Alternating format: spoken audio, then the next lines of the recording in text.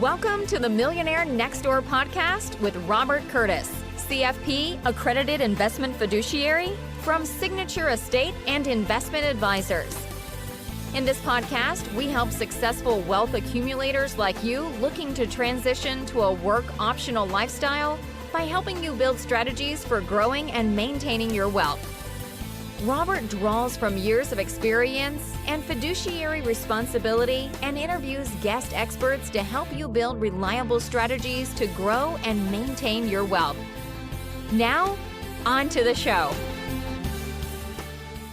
Well, good day, everyone, and welcome to the Millionaire Next Door podcast. I have an incredibly special guest, I feel, with us today. This is our 30th episode, so I think this will be really one of the terrific episodes. She was introduced to us by someone who works for us, by Julia Fallon, who we heard on episode 28 discussing our GPS SCI wealth management process.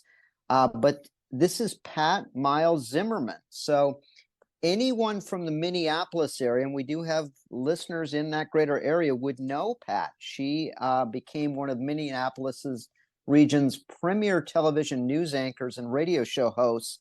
After earning her master's degree in journalism at the University of Missouri, Pat worked in both radio, television, news in Colorado before joining WCCO TV in 1978 as a reporter and weekend anchor. And her intelligent reporting and authoritative delivery soon brought her to the anchor desk of WCCO's 5 p.m. and 10 p.m. newscasts. She covered every major news event for WCCO TV, but was most proud of A Time to Weep, her documentary on famine in Africa. And in 1990, she moved stations. She's been on the air for years. She's recently written a book, which I found incredibly interesting. I don't want to take away her thunder, but this is an area we deal with extensively. When someone loses a spouse, are they prepared? Are they not prepared? She went through that experience. She's going to chronicle that. And this comes up so much in our practice. I believe I had about 6 people who lost their spouse last year. So we had to deal with that in living reality. So pardon my long intro here, but we're super excited. Pat, thanks for joining the podcast. And it's great to have you here. Oh, I appreciate it. Well, thank you for having me. People ask me all the time, Pat, why did you write this book? And which is called Before All Is Said and Done. And coming up with the title was a whole nother story. But I wrote the book because I got so angry. I got so angry at what happened to me after my husband, who was an attorney, died. We thought we were prepared, and we weren't. And I say in the book, we were set for life, but we were not set for death. And when I started researching the book, which is a compilation of many, many stories of other people who lost a spouse, and many, many experts about how do you navigate these waters before it's too late. So Bucky was a professional athlete in his youth. He actually played in the U.S. Open against Arthur Ashe the year Arthur won the tournament. He didn't drink. He ate very well. He went to the Mayo Clinic executive physical program every year. And one day, out of the clear blue, we were actually on a cruise with my 2 girls. He said he didn't feel that well. And when we got home, went to the doctor and was diagnosed with stage 4 pancreatic cancer. He died in 3 months, and I would consider that a sudden death. And what I realized at the end of that illness is that we didn't talk about any of the things that we should have talked about because, of course, it was too late at this point. If you wait until someone is ill and sick and dying to start to deal with the issues you haven't resolved before, you've waited too late. You've waited too long. And you probably are not going to be able to navigate those waters. After Bucky died, no one knew what he knew. And if no one knows what you know and you die or you don't come home tonight, you leave the people behind with all of those questions unanswered and with no one to go to get the answers. So I basically spent 2 years on the phone trying to get account numbers, trying to get passwords, trying to find out contacts, going through probate, fighting debt collectors, paying off lines of credit, dealing with insurance companies, trying to figure out what insurance companies to deal with. It was nightmarish. And I was doing all of this in the middle of what I call the grim fog of grief, where your brain is half working and you are unable to process most of what you're dealing with. And you're dealing with really important things, as you know. You know, dying is a very big business, and people are in the business to make money. I'm sure you've seen this in your profession. And so if you're not functioning at 100%, which no one who is in the fog of grief is dealing or functioning at 100%, you're going to make a lot of mistakes. You're going to make a lot of bad decisions, and you're going to end up with a lot of problems. So that, in effect, is why I wrote the book, because I didn't want anyone else to go through what I went through. So I talked to a lot of different people all over the country who had had situations that came up and how they dealt with it. And then I talked to a lot of professionals like you about how do you avoid this and what do you do before it's your turn to not come home. So that was the impetus for the book. And it's interesting. I think it's been really well received because I think baby boomers, I'm a baby boomer, I think we have finally come to realize that we are probably going to die one day. And guess what? 100% of us are going to die. So why not prepare for it as much as we prepare for a wedding or for the birth of a baby or for going to school? You know, I've given several talks about the book, and one of the things I say is if we dealt with death or birth, the birth of a baby, the way some of us deal with death, there'd be no crib and no diapers. Yeah. I hate to interject with a silly joke, but Charlie Munger said, I don't care when I'm going to die. I just want to know where I'm going to die. So I'll never go visit there.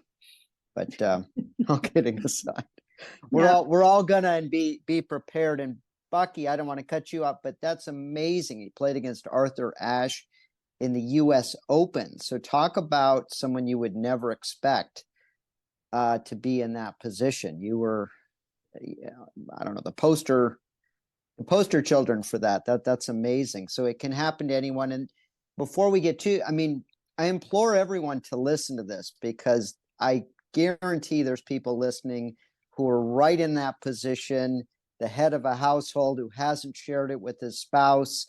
These things should not be held in your head where they go to die. They should be documented. They should be shared. This is essential, and I do see it come up, and it's really, most of the times we get it right, but sometimes people are introduced to us and it hasn't been done right, and boy, you just shake your head, because it is a big business and people will profit very handsomely if you don't do the preparation ahead of time. And there's a plan for you. It's just, do you want that to be a plan of your choosing? But let me go back to you, because you have so much to share. Yeah. And coming from someone who lived through it, what you would tell those people. But please continue on. This is just right up our alley and fascinating. Well, the bottom line is most people don't want to talk about death. I grew up in a household where my father, who was a World War II veteran, he never wanted to talk about dying. He never wanted to entertain the thought that he was not going to come home one day. And so we didn't talk about it. And I think he was one of those people who thought if you talked about it, make it happen sooner. So it just never was discussed. And of course, when he died, I remember I found a letter on his desk. It was addressed to a long-term nursing care facility with a check for the first year. And my father had a stroke. He lived for 2 years in that facility, which his estate paid for. He didn't know where he was or who he was. I'm not sure that's what he would have wanted, but how would we have known? And so I think that's part of the way we were raised and grew up. I mean, people don't want to deal with death, and they certainly don't want to talk about it. And so one of the things I say to people who I do talk to is deal with this while times are good, while days are happy, while everyone's healthy. Have these conversations while everything is great, because you don't want to have these conversations, or it's too late to have these conversations if someone gets sick, or if someone is dying, or someone is not fully Yeah. cognizant of what's going on. And there's a lot of that too with Alzheimer's, obviously. So deal with these things and I talk to a lot of young women too. Deal with these things while you're young. You can always change your plans, but have a plan. I can't tell you how many young people I talked to during COVID who lost a spouse at a very young age, didn't have a will, didn't have a trust, didn't have a plan, didn't know account numbers. And one young woman I talked to, whose husband was a doctor, who died of COVID in the hospital. And that was at the point where you could not go in and see your spouse. Yeah. Wouldn't allow Boy. you in the hospital. The nurse is holding an iPad up to him for them to say goodbye. And she said, Pat, I couldn't ask him for his account numbers then. I mean, that's not a time where you're thinking, what's the passcode to your cell phone, which is where all of that information was. She ended up in court spending thousands and thousands of dollars trying to get into his iPhone to get the information, all of which was kept on his iPhone, and she had none of it. So there is that element where if you don't deal with these things while you are in happy days, you're going to end up with really unhappy days after the death of a person you love, your spouse, your partner, whoever it might be, if you don't have that information. And that's so such many people don't. Yeah, a huge point, because just to go back or reemphasize it, you mentioned the grim fog of grieving. You should be allowed to grieve, Right. and you're not at 100%. Far from it. In fact, how many of us are at 100% most days of the week and in good times? We're at some percentage. But if you're in a much better place, then you can think clearly. You're not in this fight or flight time of crisis. You can address it then in a comprehensive, well thought out way, communicate it. That's the time to be doing it. Then you're not going to be worrying about it if, God forbid, the iPad is up in front of you because you can't see your loved ones due to a global pandemic, kind of the worst of all, the perfect storm, so to speak. So I'm just agreeing with you 100%. Please carry on. Yeah. Robert, a lot of people who have had an interest in my book are people like you, financial planners, bankers, trust managers. And it's interesting because one of them said to me the other day, Pat, every year we force our clients to sit down and to have these conversations. And I said, well, that's your problem. You cannot force people to have these conversations. I was in these meetings with Bucky at the estate attorney's office. I was in these meetings at the bankers' yearly financial get together, and I paid no attention, and I had no interest, and I couldn't wait to get out of the room so I could do what I felt like was important that day. And boy, do I wish I had a do-over on all of that. So you can't force this on people. And there are spouses who have a spouse who doesn't want to talk about it, doesn't want to deal with it. Not going to happen to us, right? I was one of those people, trust me. I was definitely one of those people. But I will say this, a lot of the people who have come to me now in your profession, they are telling me, Pat, people are bringing your book to us and saying, we need to talk about this. So I think the reason this book has resonated is because it's stories of people. And when you read a story, it is so much more impactful on you than having somebody in a business suit across from a table saying, we need to talk about this and we need to put this down on paper. That's a turnoff. I mean, I'm sorry to say, but it's a turnoff. Yeah. So if you can have your clients coming to you and saying, I have realized we need to prepare, because you leave your family a gift. If you do not do this preparation, you leave them with such horrible problems. And like you say, Yeah. no time to grieve. I mean, Bucky would never have wanted what happened to me to have happened to me. Yeah. That was the last thing he would have wanted. And he didn't expect that it would happen. In a million years, he did not realize how unprepared, how much we did not communicate, how much we did not talk about any of these things.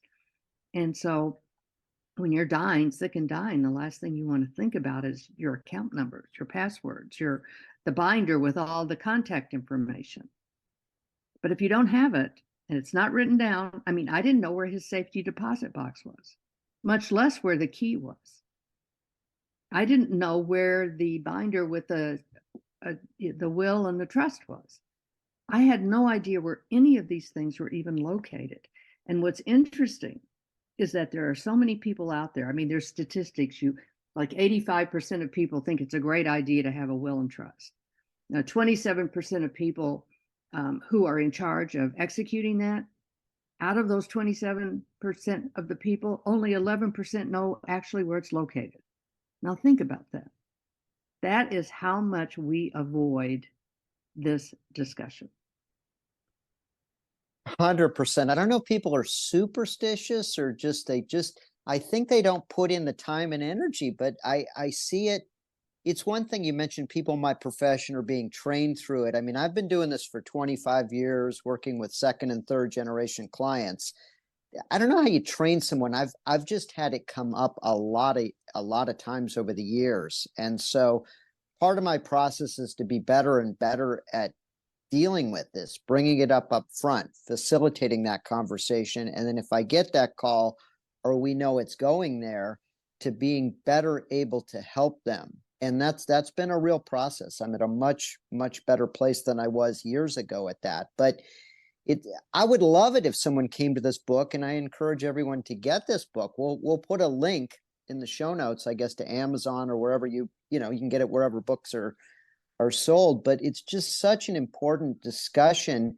And I do, we're in the position of seeing it, I have like 100 clients, so I can see how families deal with this and who doesn't talk about it, who's already prepared their adult children. And in some cases, I have adult children in their 60s that are taking care of their parents in their 90s, or others. But I hear exactly what you're saying. Those spouses that they're there, but they kind of tune out during the conversation. They don't really care. It's not really their thing. The one spouse handled it and the other didn't, and that's just their lane. And they figure, well, it'll all be okay. But I really go out of my way to include both. It's still their wishes, and this gives me some additional material. We can reference this in the future. I'll share it with clients. We do let them know. And just for the general public, the podcast is heard on 103 countries. There's people listening to this thing. So this is an amazing message. And you're doing a great service. I'll probably go have a conversation with my own wife and talk to her a little bit more, and my kids after this. I mean, I've tried to lead by example, but for some people find that tough. They find that tough to do. But you got to realize you're going to pass the torch at some day, and it could be any day. We all know that. Well, we all come with an expiration date, right? And we don't get to decide what that date is. Nope. We don't get to decide the day we're born. And unless you choose to take your own life, you don't get to decide the day you leave this earth. And you also, if you're a couple, you don't get to decide who goes first. And in my case, No. when I think back on it, I wonder, was it ignorance or was it arrogance? Because I believed in my heart of hearts, in fact, it never dawned on me that I could possibly be wrong, but I believed I would definitely die before Bucky and that he would handle everything. And as it turned out, I've had to handle everything. And I will tell you, no one wants to talk about dying or death. I don't. I was terrified of dying. Bucky was terrified of dying. I don't know anybody that's like, oh, I welcome the day it happens. No, I mean, that doesn't click, right? But what has transpired for me is that I made it my mission. As much as I've taken life head on. I decided after Bucky died, I'm going to take death head on. I'm going to plan for it. I'm going to make sure my kids don't have issues after I'm gone. I'm going to learn everything I need to know about this and have everything in order. And oh my gosh, it has taken away a lot of that fear of dying. And I think it's like any other fear. If you face it, if you Right. deal with it, it goes away. A lot of that fear goes away because now I feel so much peace in having prepared myself and not being unsure of. I mean, honestly, before I didn't even know what I should be doing. Now I know what I should be doing, and I've done it. And I've one of the things that I learned in writing this book, and I think it's really important for all of those people out there, all of your clients who say, well, I don't need this. I've got all my affairs in order. And I've heard that from a lot of people. And guess what? They read the book and they go, oh, well, but I didn't think of that. I would like to, if we have time, talk a little bit about an intention letter, because that's one of the Yeah. things one of the experts talked to me about that's been so important to so many people. It's not a legal document, but it is a letter that you can leave behind that will make sure that there are no disagreements within a family. And I'll give you an example because I live in Minnesota. Mm-hmm. A lot of families in Minnesota have cabins up north. It's kind of a thing they do here in Minnesota. Everybody goes up north on the weekends, spends time at their lake cabin. And we are the land of 10,000 lakes, all right? Yeah. But let's say you have a cabin, a family cabin. It's been in the family for years and years and years, and dad dies. And John, the son, and Mary, the daughter, get into an argument about what to do with that cabin that's been left to them. John wants to sell it, and Mary wants to keep it. And they both feel very sure about how dad would want that to be handled. John feels like dad would want him to sell it, and Mary feels like dad would want her to keep it. And so now they don't speak, and they're in a battle about that cabin. But if dad writes in his intention letter, if there is a disagreement about the cabin or about anything, really, your intention letter can include everything. If there is a disagreement, here's how I would like you to settle it. So I have a friend who, in fact, does have a cabin up north and 2 boys. And he read the book and decided in his intention letter to let them know here's what he wants. If John, you want to sell it, and Bill, you want to keep it, then John, you can be bought out for X amount of money, and Bill, you can keep it, but John, you can't use it again. So now they know what dad wants, and there's no argument. I mean, I have a girlfriend who has not spoken to her sister in 20 years because her sister took a bracelet that she is quite sure her mother would have wanted her to have. But her mother never said. They don't know what her mother actually wanted, and they both feel differently about what mom would have wanted. If you write down what you want, there can be no argument. So there are all these issues that come up, especially in blended families with stepchildren and stepmothers. And if one of the chapters in my book is called Dad Never Told Us. And if dad does not explain what he's doing and why he's doing it, the stepchildren can blame the stepmother for what he decided because they don't know for sure. But if he explains to them and he talks to them and he sits the family down and says, here's what I'm doing and here's why I'm doing it. If I'm leaving one child more money than the other child, here's the reason why. This is why I made that decision. It takes all of the family issues and problems and fights and, in some cases, lawsuits away. You cannot imagine how many families end up in court fighting over what I call grandma's pie plate. It's really sad. Yeah, we've seen it. I've been sort of blessed to deal with more functional families where it's, they just agreed. But boy, I've seen some, including one that was extreme, set up by an attorney.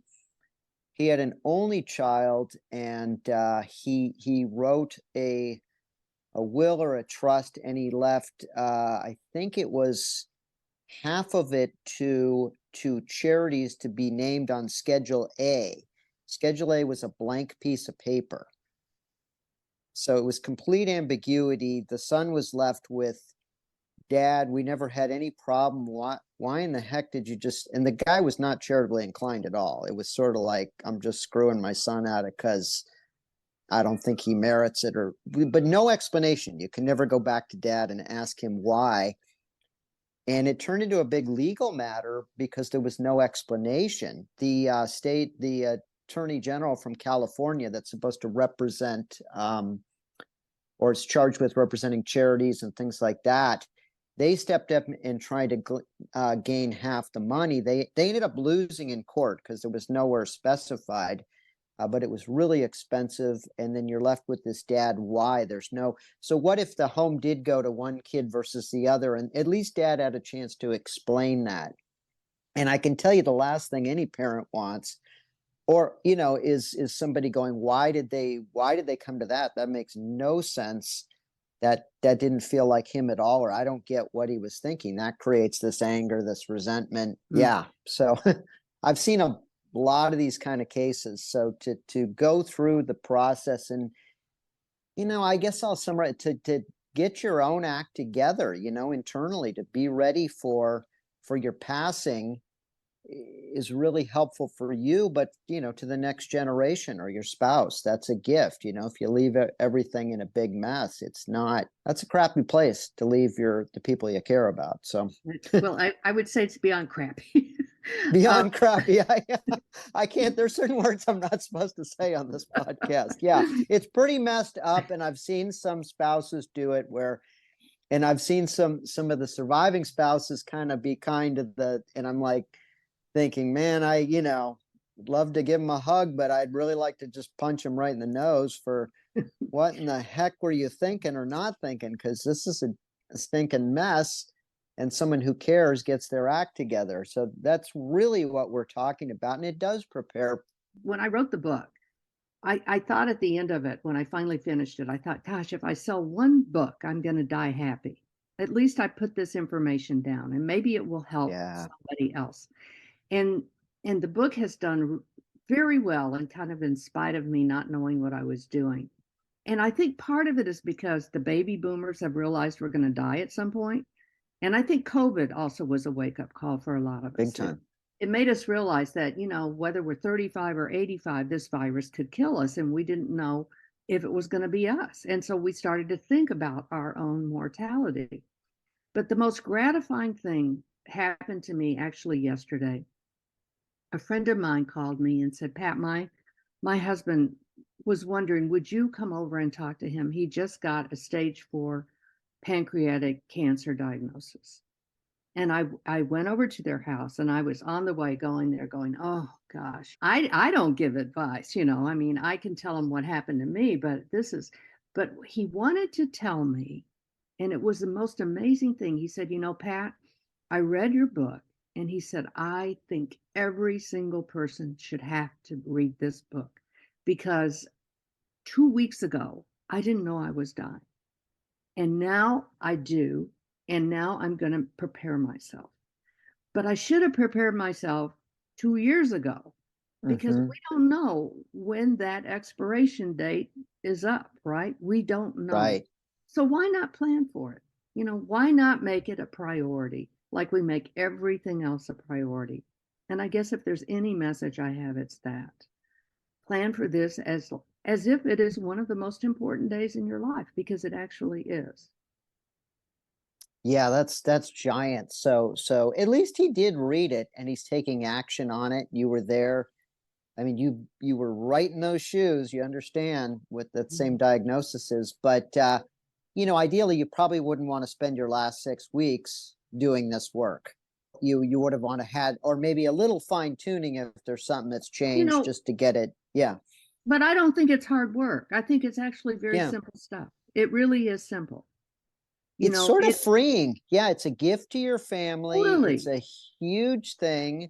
And I look at these, there are people who really have it together. My own grandmother, she kind of had it pretty together and passed on. And my mom predeceased her. So that was a really nice gift. She just took care of things, it was like her home. Everything was, she got it. And it was a giant gift. But these folks who don't, wow. I see, there might be someone, for example, not pointing at it, who, they're more concerned, is this allocation of the portfolio, is that going to outperform this or that, than something that is not going to matter at the end of the day. What is going to matter is this type of stuff. We focus a lot on what we call form, family, occupation, recreation. We get to know all that about our clients, and then finally the M, the money that makes it all. But these are really where we can drive enormous value, and it's really sad if someone's expiration date, as you call it, comes up and these things aren't together. That's a real tragedy. I mean, there'll be some resolution to it, but it sure as heck might not be what you wanted. And to put a spouse through the process while they're supposed to be grieving, of also feeling anger over this, that's no bueno, I'll call it. But please carry on. I know we're getting a little long on, but this is the heart of what we're trying to get at, and these kind of conversations are really where we're trying to elevate all the experience to making that kind of a difference. And I have several folks right now that have called me. They've either lost a spouse, someone's in a state of cognitive decline, someone's got a diagnosis, we deal with these issues a lot. They just come up a lot, and it's really satisfying to work on it. There's people who don't want to bring it up, but I love this generation that can just bring it up. Some of the World War II folks. I met a woman. I was at a funeral service for a celebration of life for a woman who had just passed recently, left a husband with it. He's an animal trainer. Like, he literally sticks his hands into lions' mouths. He told me he's scared to death of what I do. It cracked me up. But the woman had been the one who handled all the finances, and that was just this past weekend. So he took care. I got them in touch with an attorney, that kind of stuff. But there's such amazing. I forget where I was even going to go with that, but it comes up a lot. So Pat, please continue on, and if you have any good salient points, please, I implore folks to read the book, get the book, share the book. This will be out as a resource. It'll go to all my clients, to our community. I'm finding with a lot of times we can reference these in the future. So let's say it's 6 months from now and something comes up with the client, I can say, you really need to go listen to this podcast with Pat and hear her story and get her book. But I didn't mean to take over the mic there. No, that's okay. I think if there's one thing I can leave you with that's very simple. And everyone who's listening, ask yourself right now, and this is not just for the husband, but also for the wife, because a lot of wives, and I have a lot of friends whose wives have died and they didn't know, the husband had no idea who to call for this or who to call for that. It might not have been a financial problem, but it could have been a house problem. So ask yourself, very simply, who knows what you know? And if no one else knows what you know, you are going to leave the person behind with a lot of problems. I mean, I can remember going to try and get a title for one of Bucky's cars because I needed to, he was a car guy. He had 4 cars, and I didn't know what to do with them. I didn't know if they were leased, if he owned. I didn't know any of that stuff. And I remember going into the DMV, and I wanted to get a title for the car in my name so I could sell this car. And the woman at the desk said, well, is the estate in probate? Now, I consider myself fairly intelligent. And I'm like, I have no idea. I have no idea. Am I in probate? I have no idea if I'm in probate. And to simply pick up the phone, call the estate attorney, and have a 15-minute discussion about whether I'm in probate and if I can sell this car, it was a $2,000 phone call. The research. I spent thousands and thousands, wasted thousands and thousands of dollars trying to get information that I should have had, that I should have known, that should have been written down, that should have been accessible. But instead, I spent thousands of dollars with attorneys who basically, estate attorneys are in the business to make money, right? Yeah. If they do research, if they get a window to do research on something, they're going to do it. I mean, I should have known where the titles to the car were, right? But I didn't. Right. I didn't know what I could do with the titles to the car. So these are simple things. They're really, really simple things. If we just take the time to communicate, if we just take the time to put it down on paper somewhere in a binder, make a binder with all your account numbers, with all your contacts, with all your passcodes, with all your passwords. I mean, I had a girlfriend who read the book the other day, and she called me and she said, so I said to my husband, Bob, security question, do you know what street I grew up on? And Bob said, yes, of course I do. You grew up on Johnson Street. She said, wrong answer. I grew up on Johnson Avenue. Mm. He did not know the avenue. And if he had tried to answer the security question, it wouldn't have worked. One of the women in my book, she went into her after her husband died and she had no information. She went in to try and get information. And the security question was, who is your best friend? And she said, Pat, I knew who his best friend was. But when I put the answer in, it was the wrong answer. So make sure you put down the information. And maybe you're a secretive person. I mean, Bucky was a secretive guy. He was an attorney, right? So put it in a safety deposit box. But just make sure somebody knows where that safety deposit box is and where that key is in case you do not come home tonight. Wow. This is a tough question. You almost partially answered it, but it is, why do you think Bucky didn't? Was it because he was secretive? He didn't think it would happen to him, or do you have any thoughts? Because why is someone, was he lazy about it? What is it? No, I don't think he was.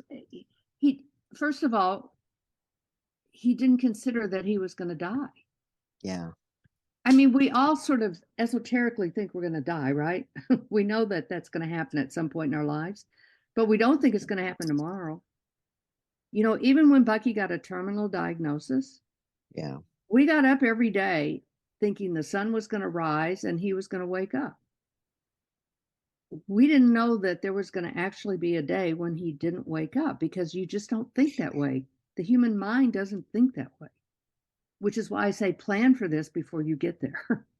right. And he got one of these some people might have a longer diagnosis. That's one that, right, you've got like 6 weeks or whatever it is, it's quick, or he could just go in a car accident. It comes up.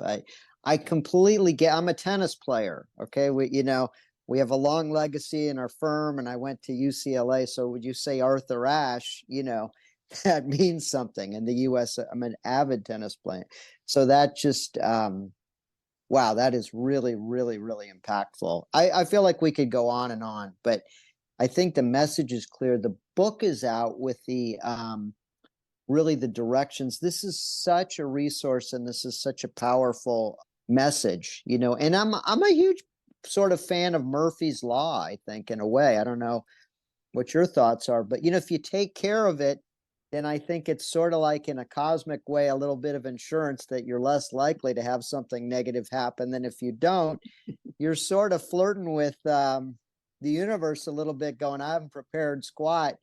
It might just find its way to you. I don't know if you have thoughts on that, but that's something that just comes across my mind. I found the preparing for this to be extremely freeing. It lifted such a weight off of me. Right. And it's like I said to you before, I think anytime you face a fear, you take a lot of the fear away. And I think just realizing that we all do have an expiration date. We don't know when it is. Well, let's hope it's 104 and you die in bed next to the person you love, right? Let's hope that. Probably not going to happen, but let's hope it. But if it doesn't, let's plan for it in case it doesn't happen. Yeah. Yeah, I'm reading this book right now. It's fantastic, by this guy, Mark Hyman. I don't know if you know who Dr. Mark Hyman is, but he's incredible. It's called Young Forever, and he's 63, but I guess he's you know how they can do these genetic age tests where he's 43 years old, and he's an amazing guy, but he describes it, you know, he says he wants to be 100 and something, but he wants to go out, you know, surfing and climbing and playing golf and making love to his wife and have an incredible meal and then just go to sleep not wake up. But you could tell he's prepared and ready for it mentally. I do think it's incredibly freeing. And I did something earlier this week that I had been putting off just for the longest time. I won't get into the details, but once I finally did commit and got it done, it was just so freeing. And this is a giant thing to get you ready for that process that's inevitably coming, and to assist your spouse. And it's just a giant gift. So I would love to hear back from someone after this who hears this, tells me they actually took some action. There's a few actions I'm going to actually take on this front too. So you've inspired me. You got to take some action, and it's freeing and it's healthy. I know exactly what you're saying. It sort of gives back to you in a way. So as we close out, I would just thank you so much for being here. I would love to delve down this topic further. Any other sort of big salient points or messages? I mean, you made the big one, but if you have anything else you'd like to impart upon us, that'd be great. But otherwise, for our 30th episode, this has been awfully good. Oh, well, I'm glad. And I do, the whole point of writing the book was to help other people avoid the pitfalls and the rabbit holes that I went down and other people went down. It's not, one of the things I realized after Bucky died is I was online looking for books, looking for something to help me. And there were a lot of books written by widows and widowers about their singular experience with grief. But there was no sort of how to be a widow for dummies. There was no real practical advice about how to avoid all this stuff that I was dealing with. Because as I said, we don't want to talk about it. So I thought, man, I can't be the only one out there who this happened to. And so I just started calling people. I started calling people who would tell me to call people who would tell me to call this person or that person. And I must have talked to 200-300 people. And I laugh about it because it was during COVID, right? And I say, people talk to me because everybody was home. Nobody was going out. Yeah. They had nothing better to do but talk to me on the telephone. So I talked to just a huge number of people. And I realized that I wasn't alone in this. I mean, we are all out there just flapping in the water because we didn't prepare. We didn't communicate. We didn't deal. We didn't face our expiration date. And so if there's any gift at all, it's that you will realize that this is just as important as planning for a wedding, planning for the birth of a baby, planning for going to school. It's just as important as all of those important events. Oh, that is so great. Let me just repeat back, and we'll put it in the show notes, but the book is called Before All Is Said and Done. I'm sure you can get it wherever books are sold. On Amazon. They'll probably have it to you the next day. It's on Amazon. Okay. And probably Barnes and Noble. Barnes and Noble. Okay. Anywhere else? And then I think so, but like I say, I'm new to this business, so this publishing business that's a whole nother story there. Yeah, well, I've been a financial advisor for 25 years. I'm guessing if you spend about $17.95 on the book or whatever it is with free delivery, that's better than 15 minutes or an hour of an attorney's time or being in probate. It's going to be. I would almost guarantee you this book is going to make you aware of things you're not aware of, and it's going to, in the end, save you some good money. And with all due respect, the good attorneys want they don't want to deal with a simple probate and that kind of thing to make money. They'd rather deal with it proactively and other professionals. But sometimes it doesn't, something happens and the plans aren't made. So we get that, and it has to go through that process. But I think this is terrific. I had a woman who's engaged me and is going to come in about 2 weeks who had lost her spouse. Same thing. It's really hitting hard. She's finding out her spouse who had just passed away had not put the home back into a trust. It was from a second marriage. There's going to have to be a probate. She was sort of conciliatory. Well, and she just got an insurance settlement. Well, this will help pay. And I'm like, I didn't want to knock things, but that's, there's probably 30, 35 grand that's just wasted that could have been so easily avoided. So it's after the fact. I'm going to share the book with her, but there's got to be other stories. There's a lot of stories like that. So really appreciate you being on. This has been a giant value add. Let us know what you think, folks. So appreciative of this. And it was great, Pat. Thank you so much. Thank you. I appreciate it. I just want to get the word out. So thanks a lot. I'll do everything I can to share that word and to reference back to that. And so thank you so much. Let's stay in touch. Really, really appreciate it. Yep. Thank you. Thank you for listening to the Millionaire Next Door podcast. Click the subscribe button below to be notified when new episodes become available. The information covered and posted represents the views and opinions of the guest and does not necessarily represent the views or opinions of Signature Estate and Investment Advisors or Royal Alliance Associates Incorporated, member FINRA SIPC. The content has been made available for informational and educational purposes only. The content is not intended to be a substitute for professional investing advice. Always seek the advice of your financial advisor or other qualified financial service provider with any questions you may have regarding your investment planning.